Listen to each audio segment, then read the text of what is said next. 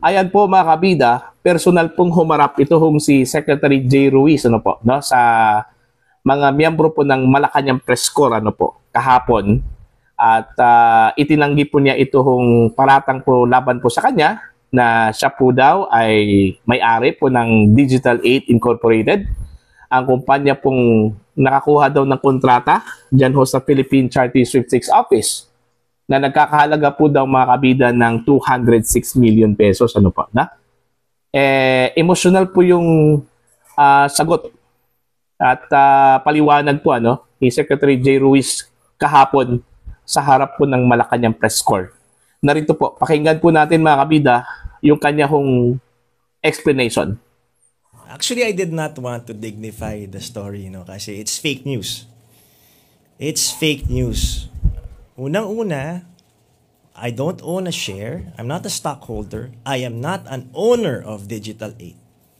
I was an authorized representative to represent the company in the joint venture agreement between IBC 13, DG8, and PCSO. I never owned that company. So, parang ginawa lang nila as representative dahil may konting pangalan naman tayo, ginawa akong parang spokesperson ng kumpanya, head ng sales and marketing noong October 2024. And in January 17, dahil nga may mga iba naman na akong inaayos na negosyo, ako po'y nag-resign sa kumpanya. I never owned a single share of Digital 8. So maliwanag po yan.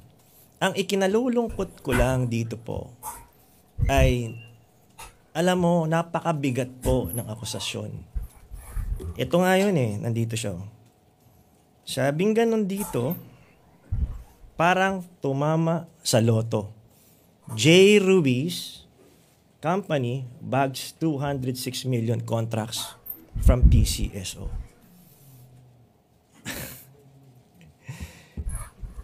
Walang byline, walang pangalan kung sinong sumulat nito. 'Di ba? Online site, walang pangalan. Iba pa, may mga nag-carry pa ng iba. Alam niyo po, isa sa mga dahilan kung bakit ako pumayag ng maging Presidential Communications Office Secretary ay upang labanan ang fake news. It was actually my topic during the flag raising ceremony that was held yesterday. That one of the fight of this government and in the BBM administration and in my term as PCO, one of my programs is to fight fake news. Not knowing na ako pala mismo ang magiging biktima ng fake news. Sinabihan, can you imagine, 206 million, paparatangan ka ng ganyan, na hindi ka man lang kunan ng panig, na hindi ka man lang tawagan. Nasa PCO, secretary ako po. Nandito lang ako. Yung nagsulat nito, kung sino man, or kung sino man yung may-ari, kilala ko naman. Si dating secretary, undersecretary Ray Marfil. Kilala ko, nakasama ko siya sa Senate. Kilala ko rin naman si Hilka Bacungan na nakasama ko rin sa House. Sa journalism, basic po yun, kukunan ka ng dalawang panig. Tama ho ba? Tama ho ba? Tama, di ba? Pag hindi mo kinuunan yung isang panig, ano yun? Balanse ba yun? Balanse ba yun? Hindi, di ba? Isa lang panig ang pinakinggan mo. Una-una, wala nga dokumento yung storya. In the story, it says, I was an authorized representative. Even the document said it. So, all you have to do, SEC, tignan mo sino may-ari, malalaman kung sinong tunay na may-ari nun. So, ngayon, nakapagtataka naman na ngayon gumagawa tayo ng mga reforma, na ngayon gumagawa tayo ng mga pagbabago.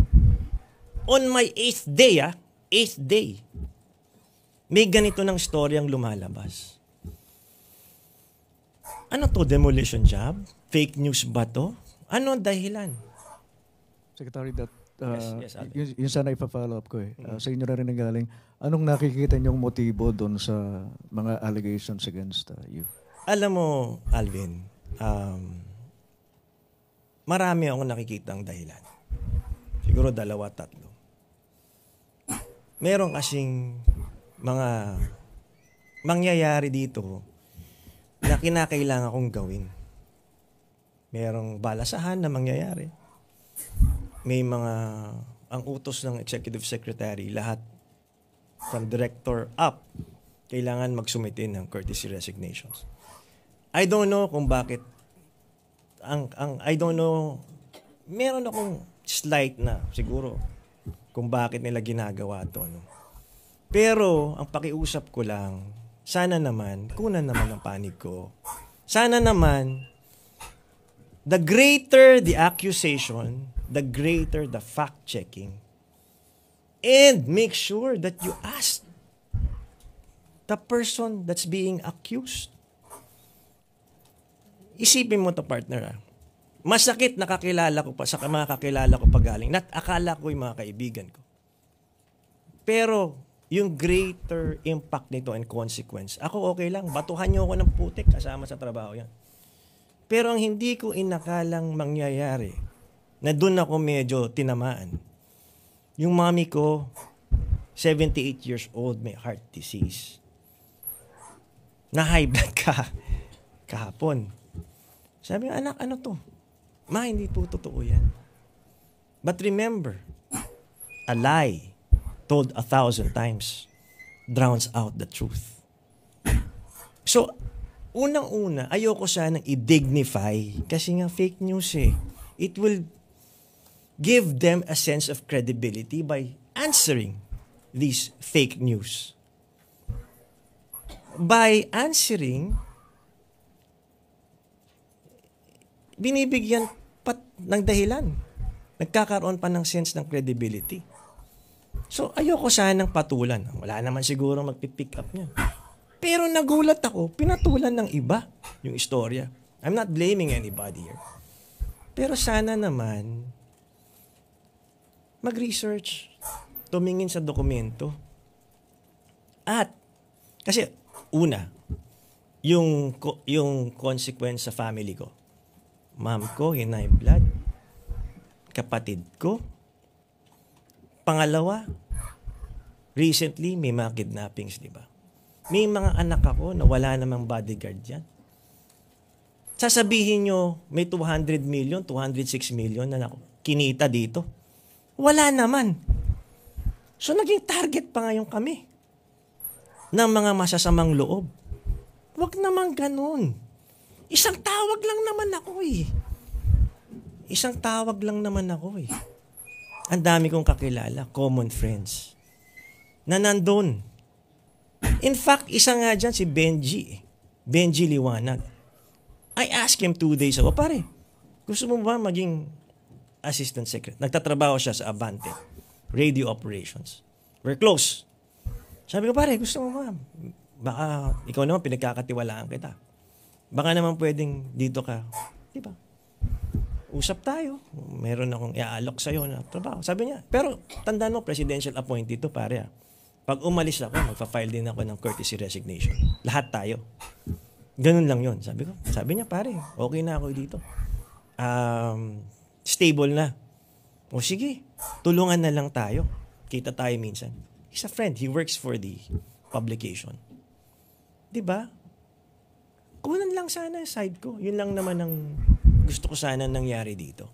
Para hindi na nagkaroon ng pagkakalituhan o yung misinformation or yung fake news binigyan halaga.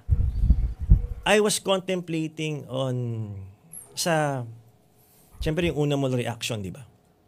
File a legal action against these purveyors of fake news. Pero nung naitulog ko, naisip ko, baka naman lalo lang tayong madistract. Madistract tayo sa focus na ano ang kinakailangan gawin bilang Presidential Communications Office. The number one fight of our generation is fake news. I call on us, people from the traditional media. Sama-sama po natin, labanan ng fake news. Sumusobra na eh. It's becoming a very toxic environment na kung saan wala nang rules. Murahin mo dito, akusahan mo si ganito. Na kahit hindi totoo, nalulunod ang katotohanan. The voice of truth should be louder than lies. We should be guardians of truth. Ayaw natin na lumaki ang mga anak natin na puro kasinungalingan, hate speech, at kung ano-ano pa, toxicity on the internet na nagre-reflect ngayon sa tunay na buhay. Kasi dalawa na ngayong mundo eh. The cyber world and the real world. Yung cyber world toxicity, napupunta rin sa real world toxicity. So it's causing divisiveness. It's causing many things, including hatred. So, ang akin lang, kung may mga ganitong akusasyon, please, mag-research po tayo. Kausapin natin. Ipaliwanag natin. I really didn't want to dignify the story, but since too many people are asking, what's this? And, of course, I also have responsibility towards my own family. Kasi yung anak ko, si Enzo, sabi niya sa akin, Dad, is it true you made 200 million pesos? Where is it? Sabi ko, anak, hindi yan totoo. Kung may 200 million tayo, bakit ba tayo magtatrabaho dito? Although, ang dami pang tumawag sa mga kaibigan ko. Sabi nila, Jay, pabalato naman, may 200 ka pala dyan. Di ba? Tapos, yun nga, pati asawa ko tuloy, hinahanap yung 200 million na yan. Wala pong ganyan nangyari. Tsaka yun nga po, yung implication sa mental health, sa mga mahal ko sa buhay, at yung implication ng security para sa aking mga mahal sa buhay. Now, I requested for security for myself and for my family because of this fake news that turned out of hand na. Even the Senate President, which was fed wrong information, also reacted to it. Kasi ang sinasabi nila, ako raw may-ari ng digital. Hindi nga ako may-ari niyan. I have another company na magdadivest ako. It's a political management firm na doon malamang may conflict of interest, kaya doon ako magdadivest. Meron din po akong restaurants. Nagsimula po ako sorbetero. Alam ni Alvin yan. Reporter pa lang ako, nagbebenta na po ako ng sorbetes. Ice cream house po ang tawag dyan. Nagsimula rin ako magbenta ng gulay. Buy and sell. Hanggang nag-buy and sell ako ng condominium, townhouse, at sa naging bahay-bahay na. So ito po, malinis ang pinanggalingan to. Dugot pawis po pinanggalingan ito. Walang halong illegal. So kailangan kong ipaliwanag ito na nung nakuha kong PCO secretary, kahit papano naman, may kaya na po kami. Ano bang gusto nila? Dapat ba tambay ang maging susunod o dapat ba palang naging trabaho sa gobyerno o kung saan man? Doon ba dapat manggaling ang PCO secretary? Diba? May pinanggalingan din ako. But as a private citizen, when I was working as a reporter for ABS-CBN, sinasabay ko yun. Nagtitinda ako ng sorbetes. Nagtitinda ako ng gulay. Lahat ginawa ko. Pero dahil sa pagsisikap to. So pag dinudungisan yung pangalan ko ng ganito, masakit. Dahil siyempre may mga kapitbahay ako eh. May reputasyon akong inaalagaan eh. Diba? Ano na lang sasabihin? Magsisimba ka, nakatingin sa'yo lahat ng tao. Oh, kumita ka pala ng 200 million. Huwag ganun. Hindi man lang ako kinuhanan ng side eh. Ilalabas. Ang masakit nito, tumatawag, baliktad, di ba? You accuse someone, eto may istorya. Sir Jay, may istorya. Or Jay na lang. Jay, may istorya. Oh, kumita ka raw ng 200 milyon sa ganitong. At least, tawagan mo lang. Balance, di ba? Fair reporting. Hindi nangyari yan eh. O ngayon, baliktad. Ako pa ngayon ang tumatawag. Di naman ako sinagot. So ano to? Bakit? Anong dahilan? Anong motivation? Ayun po, maliwanag po yung sagot po ni Secretary J. Ruiz. Wala ho siyang kaugnayan doon ho sa Digital 8 Incorporated. Hindi ho siya director or incorporator. Wala ho siyang shares, no? Sa madaling salita po, wala ho siyang kaugnayan sa naturang kumpanya. It's just that he was representing the company during the agreement, no? Doon ho sa agreement sa pagitan po ng Digital 8 Incorporated at ito hong Philippine Charity Sweepstakes Office. Dahil siya yung sinasabi hong head po ng marketing at sales ng naturang kumpanya, no? Pero when it comes to the big role as official of the company at incorporator of the company, hindi ho daw siya incorporator doon. Ano? Ang masakit lang daw po sa kanya, mga kabida, yung nagpalabas po ng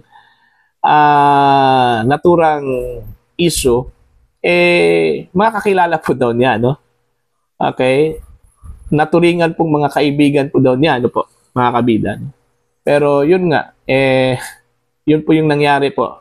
Kahit lang daw tinawagan na po siya, no? Para makuha yung kanyang side, para balansin po yung balita, no po? Pero wala ho daw nagawa. Biglang lumabas yung issue at ang masakit po daw dito is sinakyan, ano po, no? Sinakyan po ng ibang mga media outlet. Although hindi naman po niya blame yung mga media outlet po na sumakay. Yan talaga yung buhay ano po. Pag may malaking balita po, mga kabida, ano po, no? As to kung magpa-file po daw siya ng legal action against those people na nagpakalat po ng fake news. Kasi ang tingin po niya doon ho sa controversy na ito ay fake news daw ito, ano? Wala hong katotohanan, ano? Isa hong misinformation po daw, mga kabida, ano po. So, yun. Wala ho siyang balak na magsampa po ng kaso, ano? Kasi ho, parang disturbance lang daw yan no? Sa kanyang trabaho bilang communication secretary po ng executive department, ano po, mga kabida. Kung maalala po ninyo, pumutok po itong balita sa isa kong online news, ano? Kung saan po ay sinasabi hong parang nanalo ho daw ng loto, ano? Ito hong si Secretary Ruiz dahil sa nakakuha po siya ng kontrata sa Philippine Charity Sweepstakes Office, yung kanyang kumpanya na umabot po ng 206 million pesos, ano po, na? So, yun po. Ang pinaka-highlight doon po, mga kabida, sa press conference po kanina, press briefing, ito pong tanong po ni Ivan Merina ng GMA po, ano? Yung tinanong po niya kung sino yung nagmamay-ari po ng Digital 8 Incorporated, ano? Although hindi ho sinagot, hindi ho pinangalanan ni Secretary Ruiz, ano po, no? May nabanggit po itong si Ivan Merina po, no, ng GMA. Kung totoo ba na isa hong opisyal ng pulis, dati hong nasangkot daw sa isang heinous na krimen, ano? Seryosong krimen, ano po, mga kabida. Hindi ho sinagot yan, ano, ni Secretary Ruiz. Sa halip po ay nirefer po niya itong si Ivan at iba pang mga miyembro po ng media pumunta doon ho sa SEC, no? Securities and Exchange Commission, kung gusto ho nilang malaman kung sino po yung may-ari po, mga kabida, ng Digital 8, ano pa. So yun po, no? At least mismong si Secretary Ruiz na po yung nagsalita, no? Hindi lang ipinadaan doon ho sa PCO. Lumabas kasi parang self-serving po, mga kabida, ano po, kasi ho PCO yung nag-clear po ng kanyang name, kung saan po siya po yung secretary po doon, siya pong head po doon, ano? So at least siya mismo yung humarap at nagpaliwanag na hindi ho totoo at fake news po daw. Ito hong kumalat na balita na siya po ay sangkot po sa isa pong deal dyan ho sa Philippine Charity Sweepstakes Office po mga kabida, kung saan po yung sinasabi po nilang kumpanya na Digital 8 Incorporated ay siya daw yung may-ari. Ano po. Lahat po ay itinanggi po mga kabida ni Mr. J. Ruiz. Although inamin po niya na once upon a time naging head po siya ng sales and marketing, no? Sa Digital 8 Incorporated po mga kabida, pero hanggang doon lang 'yon, ano? Okay? So after noon nag-resign po siya, no? Sa naturang kumpanya po mga kabida bago siya itinalaga bilang secretary po ng Presidential Communications Office. So ayun po, no?